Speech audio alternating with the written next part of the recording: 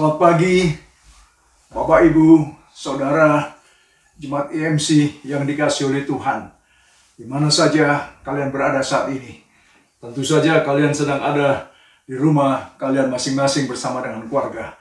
Tapi kita patut mengucap syukur kepada Tuhan pada pagi hari ini, hari Jumat atau Jumat Agung, tanggal 10 April 2020, di mana Tuhan masih memberikan kesempatan kepada kita untuk bisa merayakan kematian Tuhan. Pengorbanan Yesus yang begitu luar biasa.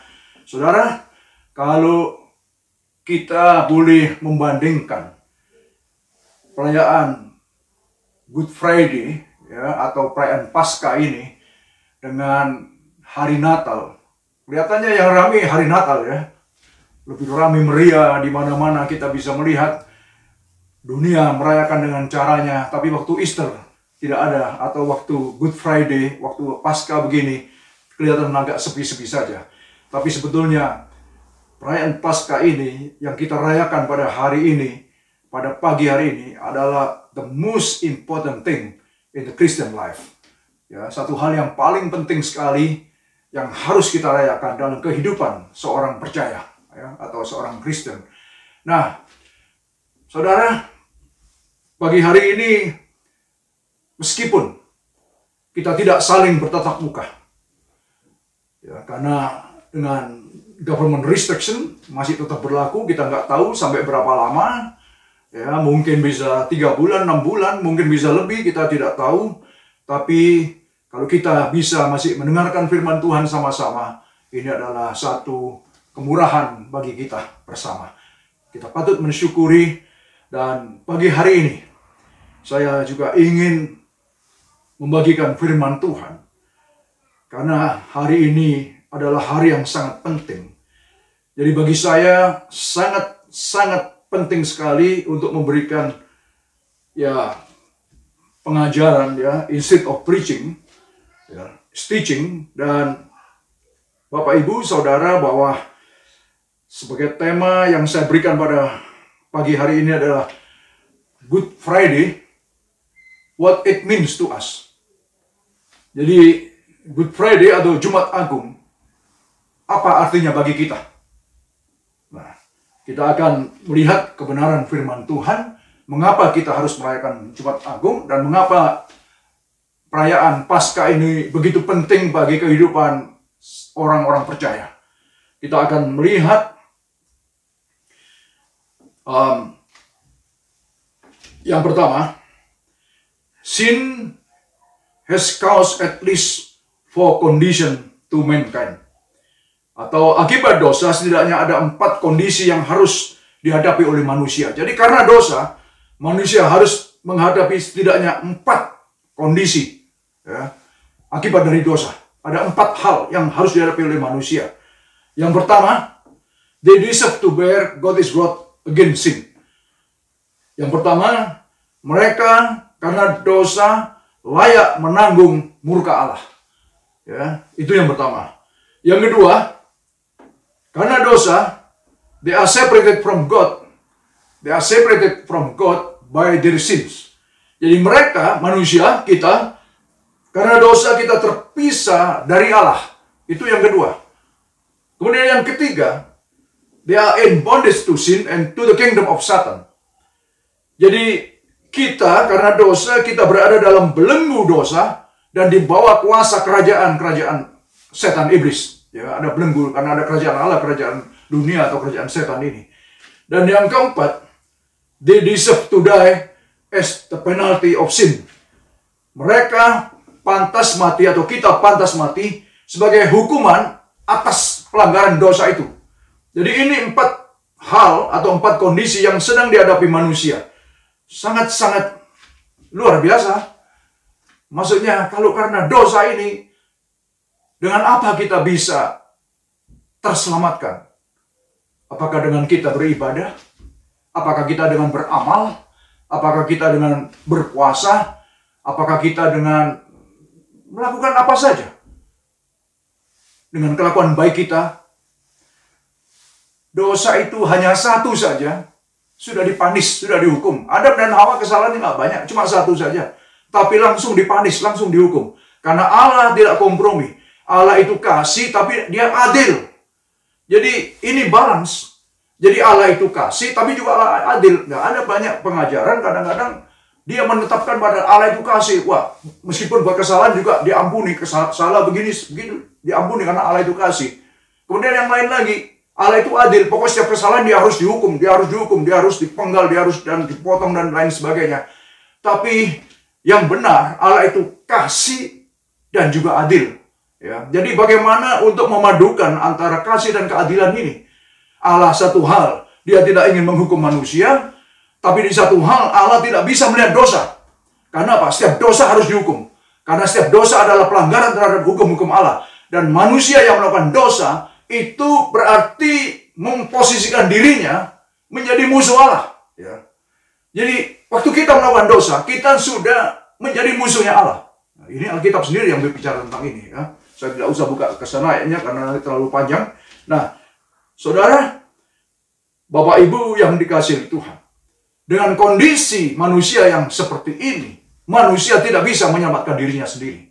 Nah, oleh sebab itulah, di sini perpaduan antara kasih dan keadilan itu nyata di dalam pribadi Allah itu sendiri, di mana dia mengutus anaknya yang tunggal, yaitu Yesus, untuk menjadi apa di sini? Coba kita lihat.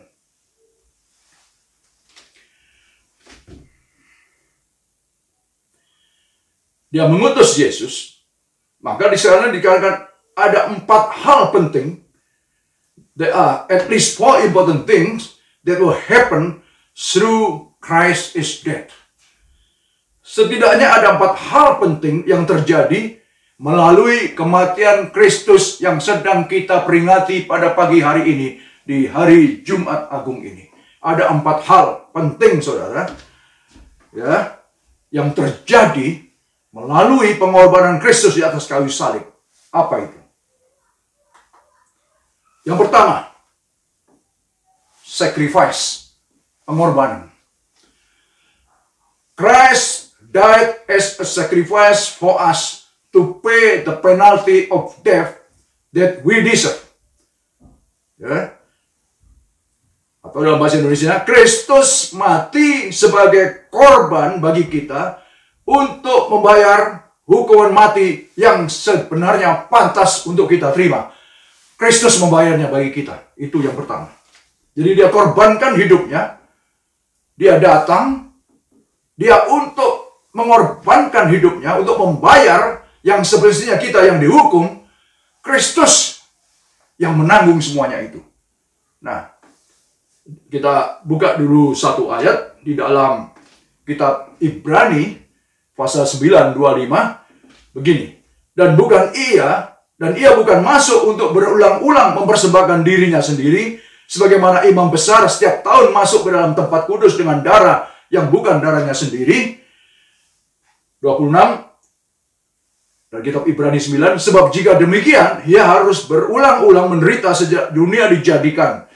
Tapi sekarang ia hanya satu kali saja menyatakan dirinya pada zaman akhir untuk menghapuskan dosa oleh korbannya. Jadi Kristus atau Yesus, dia datang yang sekali saja mempersembahkan dirinya, ya seperti biasanya sebagai di dalam kitab Perjanjian Lama, bahwa setiap tahun imam besar harus masuk ke dalam bait Allah untuk mempersembahkan darah domba, ya makanya ada hari raya korban dan lain sebagainya, saudara. Itu semuanya dikorbankan untuk menutup dosa. Tetapi itu dilakukan tiap tahun, berulang-ulang, saudara. Nah, Yesus datang sebagai anak domba Allah. Dia adalah anak domba Allah yang mengorbankan hidupnya. Dikatakan begini, sekali saja cukup untuk selama-lamanya.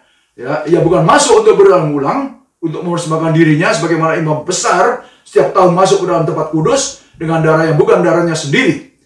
Ya, sebab jika demikian ia harus berulang-ulang menderita sejak dunia dijadikan.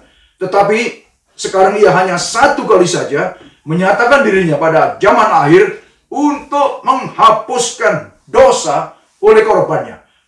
Yesus disalibkan, dia korbankan hidupnya, sacrifice his life, untuk menghapuskan dosa oleh korbannya. Ya, itu yang pertama. Kemudian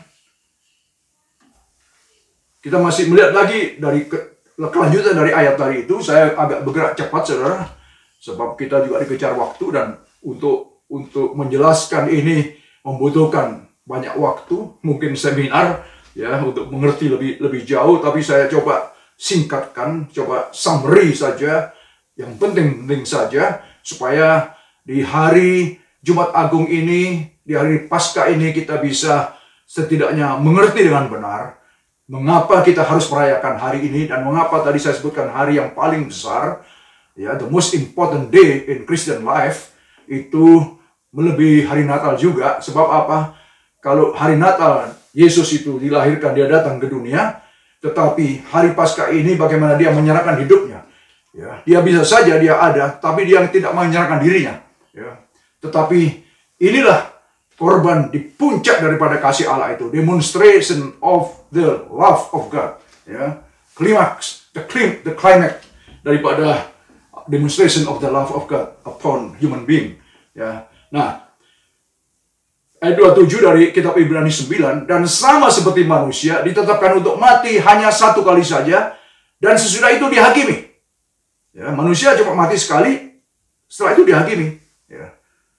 Nah, 28, demikian pula Kristus hanya satu kali saja mengorbankan dirinya untuk menanggung dosa banyak orang. Sesudah itu ia akan menyatakan dirinya sekali lagi tanpa menanggung dosa untuk menganugerahkan keselamatan kepada mereka yang menantikan dia. Ini sangat penting sekali. Ya, karena apa? Karena Yesus, Tuhan Yesus, ya, dia mati tapi dia bangkit kembali. Ya. Demikian pula Kristus hanya satu kali saja mengorbankan dirinya untuk menanggung dosa banyak orang. Sesudah itu ia akan menyatakan dirinya sekali lagi. Dia akan datang yang kedua kali tanpa menanggung dosa, tetapi untuk menganugerahkan keselamatan kepada mereka yang menantikan dia. Siapa yang menantikan dia? Kita orang-orang percaya. Kita yang sedang merayakan hari Paskah ini. Kita yang sedang merayakan hari Jumat Agung itu. Kita sedang menanti-nantikan kedatangannya. Bukan untuk menghakimi, tetapi untuk menyelamatkan kita. Dan kita sudah menerima keselamatan itu. Sebab kematiannya untuk menebus kita, untuk menghapuskan dosa kita, dan juga menyelamatkan kita, dan juga menguduskan kita, membenarkan kita. Ini perkara yang luar biasa. Ini adalah berita yang luar biasa. Dan ini harus kita mengerti dengan benar. Sehingga kita bisa memposisikan diri sebagai orang percaya. Apakah posisi kita? Di manakah kita? Setelah kita menerima Kristus sebagai Tuhan dan Juru Selamat kita.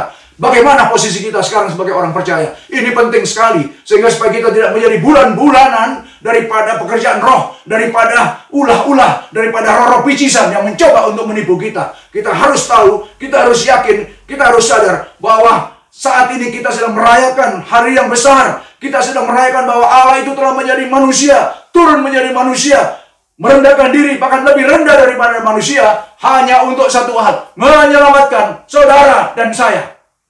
Amin. Luar biasa, saudara.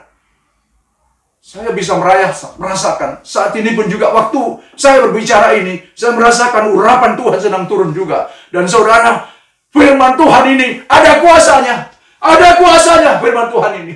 Saudara imani, saudara sudah diselamatkan, saudara dirampas dari maut, saudara ditebus, dan ini harus kita imani. Imani, imani, imani. Jemaat Tuhan, kalian yang ada di rumah, di mana saja kalian berada, imani. Ini adalah perkara yang luar biasa. Ini adalah perkara yang besar. Imani, imani. Amin, amin. Tuhan hadir di tengah-tengah kita. Tuhan hadir di tengah-tengah kita, saudara. Dia ada di tengah-tengah kita, saudara. Dia ada di tengah-tengah. Kita buka hati kita saat ini. Mari kita buka hati kita. Mari kita buka. Lord, here we are, Lord. Mari. Mari Tuhan. Berajarlah pada pagi hari ini. Haleluya. Haleluya. Haleluya. Yang kedua, propitiation atau pendamaian. Yang kedua adalah pendamaian. Christ died as a propitiation for our sins to remove us from the wrath of God. Kristus mati sebagai pendamaian bagi dosa-dosa kita untuk menyingkirkan kita dari segala murka Allah. Saudara, karena dosa, Allah itu murka. Setiap orang berdosa, Ya, ini Alkitab bicara, menghadapi murka Allah. Nah, apa bedanya marah dengan murka? Saudara-saudara pernah nggak dengar kata-kata murka? Yang sering kita dengar adalah kata-kata marah. Ya. Karena murka ini biasanya hanya untuk seorang yang punya otoritas, punya kuasa. Itu kalau sudah meledak, amarah yang sudah meledak, itulah yang namanya murka. Terjemahan bahasa Indonesia bagus sekali. Ya, jadi ada bedanya ya antara marah dan murka. Kalau kita punya teman, wah, teman saya murka, nggak pernah kita dengar itu. Ya, teman saya marah habis-habisan sudah. Tapi kalau raja itu sudah murka, nah, ya. Saya juga belum pernah dengar presiden murka, saya nggak pernah dengar juga. Ya. Tapi dalam konteks ini, Allah ini sedang murka dengan dosa. Dia muak sekali, dia nggak bisa kompromi dengan dosa. Ya, makanya itu Kristus, ya ini dari 4 hal tadi itu. Yang kedua, dia datang membawa pendamaian, mendamaikan antara hubungan kita dengan Allah yang rusak akibat karena dosa ini. Saudara, karena dosa kita terpisahkan, karena dosa membuat kita terlunta-lunta, membuat kita terisolasi dari hadirat Allah. Dan Yesus datang membawa pendamaian. Dia ada di tengah-tengah antara Allah yang sedang murka dan manusia berdosa yang layak untuk dihukum mati. Hari ini kita sedang merayakan bagaimana Kristus berkorban bagi kita, manusia berdosa yang layak, yang pantas untuk dihukum mati. Makanya tadi saya katakan, pengampunan yang bagaimanakah bisa mengampuni kita dari murka Allah? Dengan beribadah, dengan berdoa banyak, dengan banyak menyembah memuji, dengan banyak beramal, beribadah, dengan banyak berkorban, dengan banyak menolong orang. Itu tidak akan bisa. Karena keselamatan kita hanya karena anugerah, hanya karena kasih yang kita responi dengan iman kita. Tindakan Allah kepada kita. Ini tindakan kasih dari Allah yang adil tadi itu. Di mana keadilan ini harus ditegakkan. Tapi di sana juga ada kasih. Makanya Allah itu tadi mengirimkan anaknya, Kristus, untuk turun. Dan datang kepada manusia, saudara dan saya.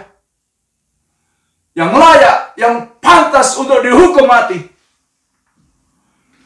Tapi karena kasih, dia kirimkan anaknya.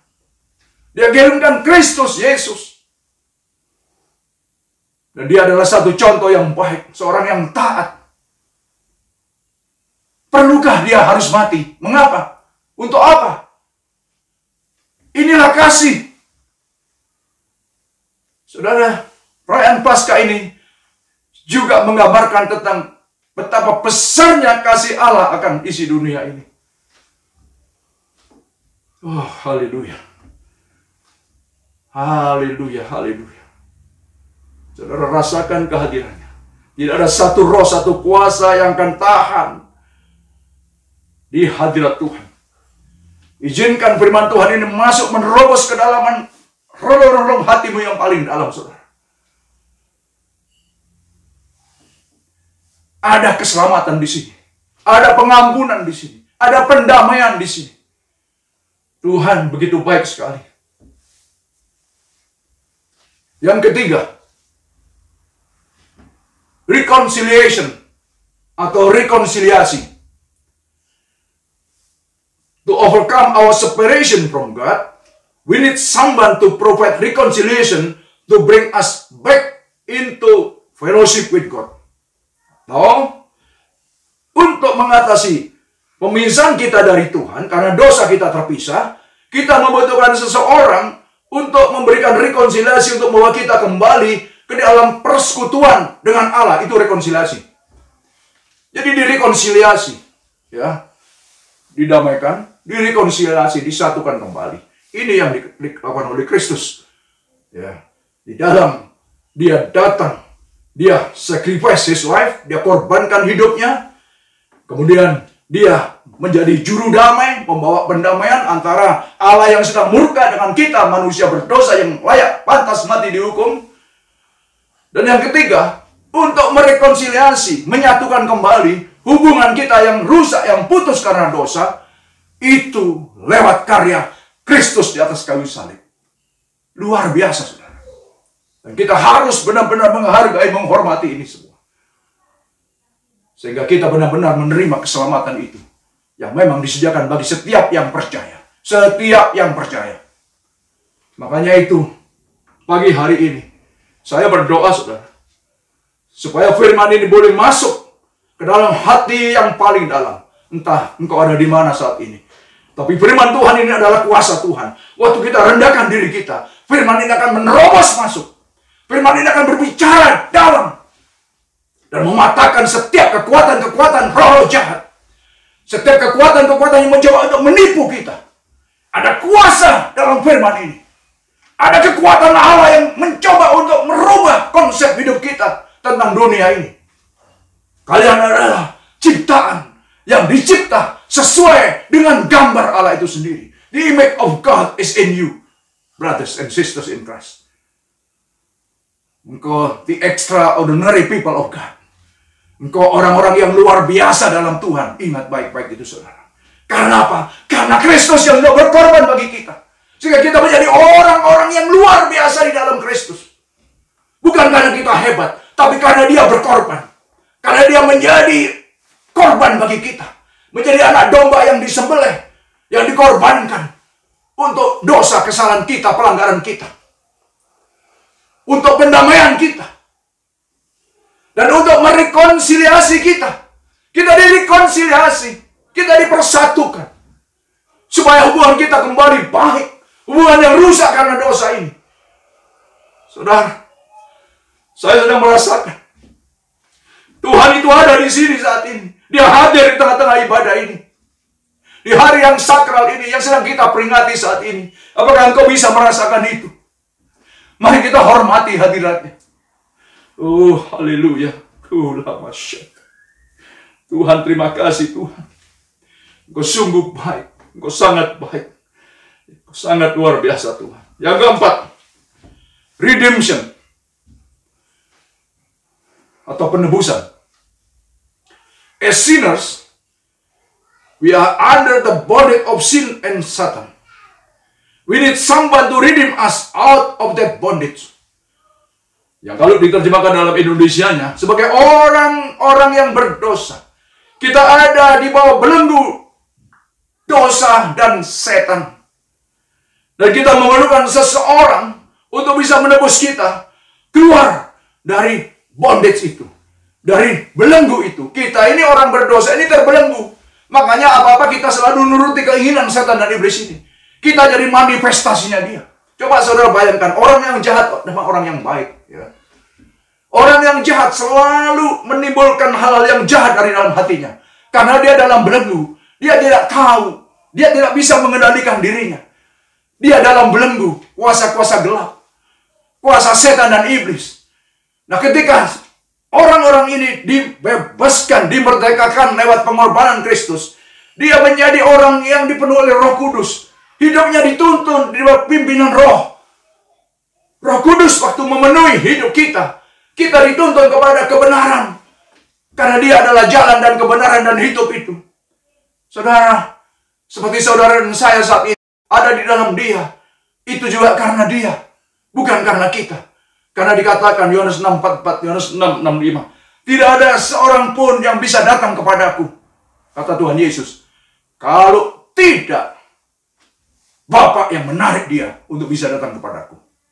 Yang kedua, tiada seorang pun yang bisa datang kepadaku kalau bukan Bapa yang mengaruniakan dia untuk bisa datang kepadaku. Itu dari Yohanes 6:44 dan Yohanes 6:65. Jadi keberadaan kita dalam Kristus ini saat ini, saudara, keberadaan kita menjadi orang percaya bukan karena kita, tapi semata-mata karena kasih Allah. Dia yang menarik kita supaya kita bisa datang kepada Kristus. Dia yang memberikan karunia kepada kita supaya kita bisa datang kepada Kristus. Ini luar biasa. Makanya tidak ada yang bisa kita banggakan di sini. Inilah kasih. Inilah berita kasih. Inilah berita pengampunan. Inilah berita penebusan. Inilah berita rekonsiliasi. Inilah berita pendamaian. Karena Kristus sacrifice His life for our sins. Amin. Coba kita lihat ayatnya. Markus 10:45. Begini bunyinya. Karena anak manusia juga datang bukan untuk dilayani, melainkan untuk melayani dan untuk memberikan nyawanya menjadi tebusan bagi banyak orang. Jadi, Yesus datang bukan untuk dilayani, Dia Allah loh. Dia yang menciptakan langit, bumi, laut, dan segala isinya loh.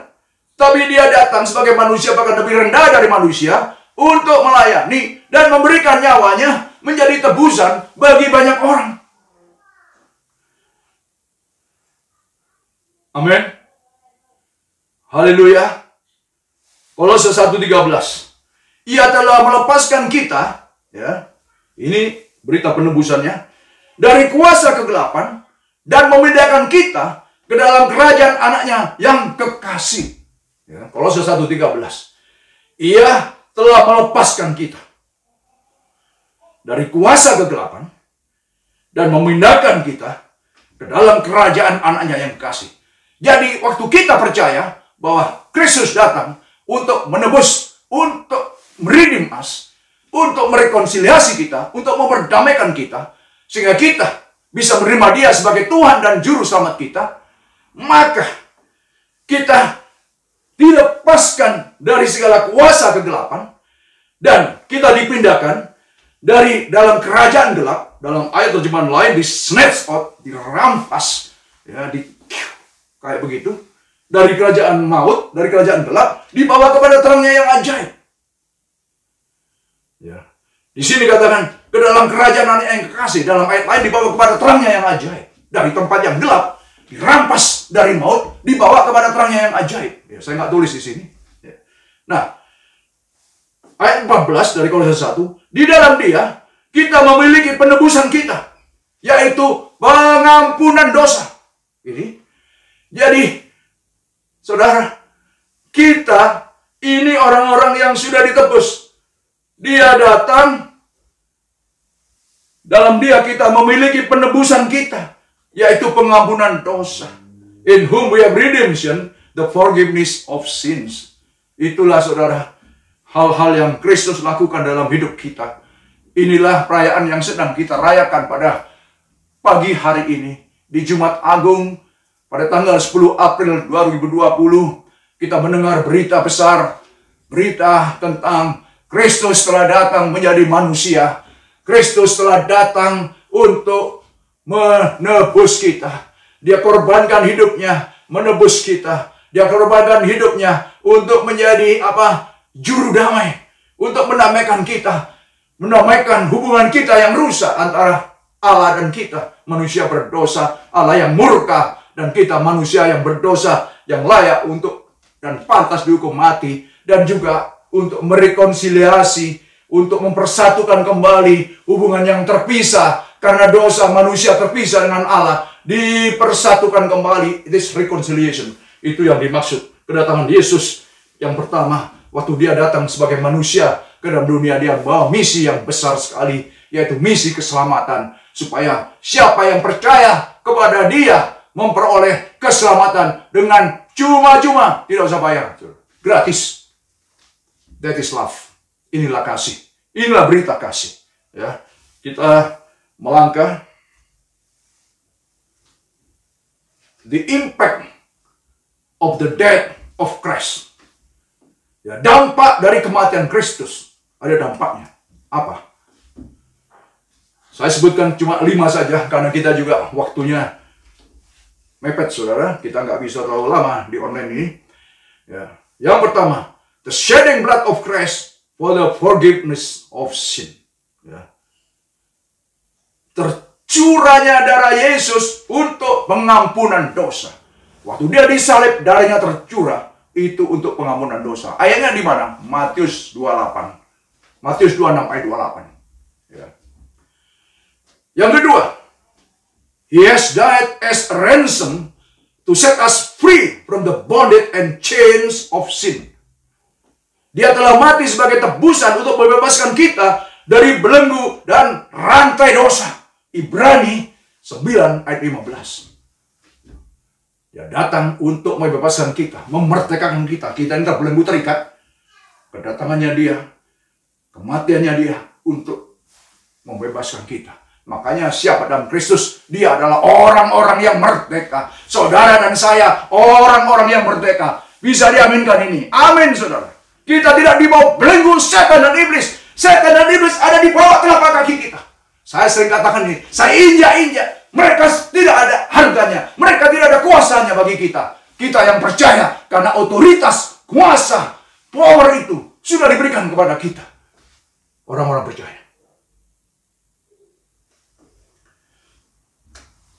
Yang ketiga, we have been sanctified through the offering body of Jesus Christ once for all. Kita telah dikuduskan melalui tubuh persembahan Yesus Kristus untuk selamanya. Sekali saja pengudusan ini cukup, saudara. Tidak perlu kita tiap tahun bawa korban darah kita persembahkan. Sudah cukup. It's finished. Jika dia di atas salib, di detik terakhir dikatakan it's finished. Selesailah sudah. Selesailah sudah. Misi yang besar ini sudah selesai. Pengorbanannya sekali cukup untuk selama-lamanya. Tidak perlu lagi kita tiap tahun mesti bawa korban darah. Yesus adalah korban dari Allah itu sendiri. Dia sebagai anak domba Allah bagi kita yang menggantikan dosa-dosa kita. Yang keempat, through the blood of Christ we have been saved, justified, reconciled, and sanctified. Ya. Melalui darah Kristus kita telah dikuduskan. Ya. Kita telah dikuduskan melalui tubuh persembahan Yesus Kristus untuk selama-lamanya. Kita ditebus, dikuduskan, dibenarkan, direkonsiliasi, ya, melalui persembahan tubuh Kristus. Ayatnya di mana? Roma pasal 5 ayat 9 dan 10. Kita nggak usah buka karena tidak ada waktu. Ya. Yang kelima, the temple's curtain was torn in two from top to bottom. Apa itu? Tirai bait suci, pada waktu dia disalibkan, tirai bait suci terbelah dua dari atas ke bawah. Karena dari ruang maha suci, ruang suci itu ada tirai, saudara. Nah, waktu Yesus disalib, terbukalah tirai itu. Sehingga apa? Dulu yang bisa masuk ke tempat ruang suci hanyalah imam. Orang biasa nggak bisa masuk. Tetapi dengan robeknya itu, maka setiap kita bisa masuk ke ruang maha kudus, ke ruang suci, kita bisa langsung menghadap Tuhan. Dan bisa katakan, ya Abba, ya Bapa. Ini yang luar biasa. Inilah pengorbanan Kristus. Terus lagi sebentar. That means through the blood of Christ, now we have been an access personally to enter the holy place. Ini yang saya maksud tadi. Itu berarti melalui darah Kristus, sekarang kita memiliki akses pribadi untuk memasuki tempat suci, tempat kudus. Ya. Ayatnya di mana? Hebrew 10, 19-20 atau Ibrani 10, 19-20. Jadi melalui darah Kristus, sekarang kita punya akses secara personal, secara pribadi untuk bisa masuk tempat kudus, untuk bisa masuk ke dalam hadirat Tuhan. Amin. Kalau dulu hanya imam yang bisa masuk, tapi sekarang kita adalah imam-imam perjanjian baru. Ya, kita adalah imam-imam perjanjian baru. Karena darah Yesus kita menjadi umat perjanjian baru. Karena darah Kristus kita ada dalam New Covenant. Dan saudara, ini adalah berita yang baik sekali bagi kita. Berita di mana hari ini kita sedang merayakan hari yang sangat-sangat penting sekali. It's very important day. Hari yang sangat penting di dalam kehidupan setiap orang percaya. Dan kiranya ini boleh menjadi berkat bagi kita semua. Ya, jadi akibat dari kematian Kristus, ya, kita yang pertama tadi, Kristus datang untuk sacrifice his life, ya, untuk mengorbankan hidupnya karena dosa, kesalahan, pelanggaran kita.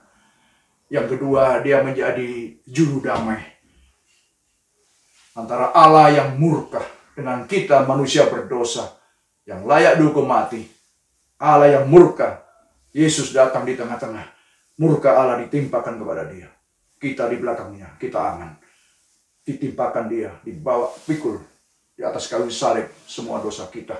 Dan yang ketiga, direkonsiliasi kita. Kita akan terpisah karena dosa kita terpisah. Allah yang sedang marah, yang sedang murka. Karena dosa kita terpisah. Setelah didamaikan, direkonsiliasi, dipersatukan kembali. Jadi kita sekarang bisa punya akses, punya hubungan. Karena pengorbanan Kristus di atas kayu salib. Makanya kita tidak memanggil Tuhan itu terlalu jauh. Dia dekat sekali. Bapa, it's me. Bapa, ini aku. Begitu dekat sekali. Hubungan antara Bapa dan anak kembali. Kembali. Dia adalah Bapa kita. Ya. Apa yang menjadi kebutuhan kita? Kita tinggal minta, Bapa, it's me. Ini aku. Bapa, ini aku. Ya. Nah, Bapak, Ibu, Saudara, kita diperdamaikan. Kita direkonsiliasi. Kita ditebus. Ya, kita dipersatukan. Dan inilah berita Paskah. Inilah yang kita rayakan hari ini. Ini berita yang sangat luar biasa. Berita Kristus telah datang menjadi manusia dengan tujuan untuk menyelamatkan kita, menebus kita, merekonsiliasi kita, memperdamaikan kita, supaya kita kembali hubungan baik kita dengan Allah Bapa itu. Tuhan kiranya memberkati kita semua. Mari kita tundukkan kepala sebelum sebentar lagi kita akan mengambil perjamuan kudus. Saudara siapkan juga hati kita. Saya akan berdoa dulu untuk menutup firman Tuhan ini. Tuhan, kami sungguh berterima kasih kepadamu pada pagi hari ini. Di mana saat ini kami bersama orang-orang percaya di seluruh dunia, Tuhan. Meskipun kami dalam keadaan tidak bisa berkumpul satu dengan yang lain, kami harus, Tuhan, mengadakan online atau streaming online service, Tuhan. Di mana seluruh jemaatmu ada di rumah masing-masing bersama dengan keluarganya. Tapi kami sudah mendengar berita yang besar ini. Berita tentang kasih Allah kepada umat manusia. Berita tentang pengampunan. Berita tentang pendamaian. Berita tentang rekonsiliasi. Berita tentang bagaimana bahwa kami dipersatukan kembali dari hubungan kami yang rusak karena dosa. Kami bersyukur kepadamu, Tuhan Yesus. Engkau adalah juru selamat kami dan menebus kami. Kami sungguh tidak tahu harus bagaimana kami membayar ini semua. Tapi selidikilah setiap hati kami. Kalau ada kekeliruan, kesalahan kami, ampunilah Tuhan kami. Supaya kami sebentar kalau makan minum perjamuan Tuhan, kami layak di hadapan Tuhan. Tuhan, kami bersyukur dan berterima kasih. Sekali lagi memberkati setiap umat-Mu ya Tuhan, di mana saja mereka berada. Supaya firman ini boleh masuk dan tertanam dalam tanah hati daripada setiap umat-Mu yang paling dalam. Dan biarlah itu berbuah-buah 30, 60, bahkan sampai 100 kali lipat. Dalam nama Yesus, semua orang percaya katakan, Amin. Amin. Amin. Kita persiapkan perjamuan kudus.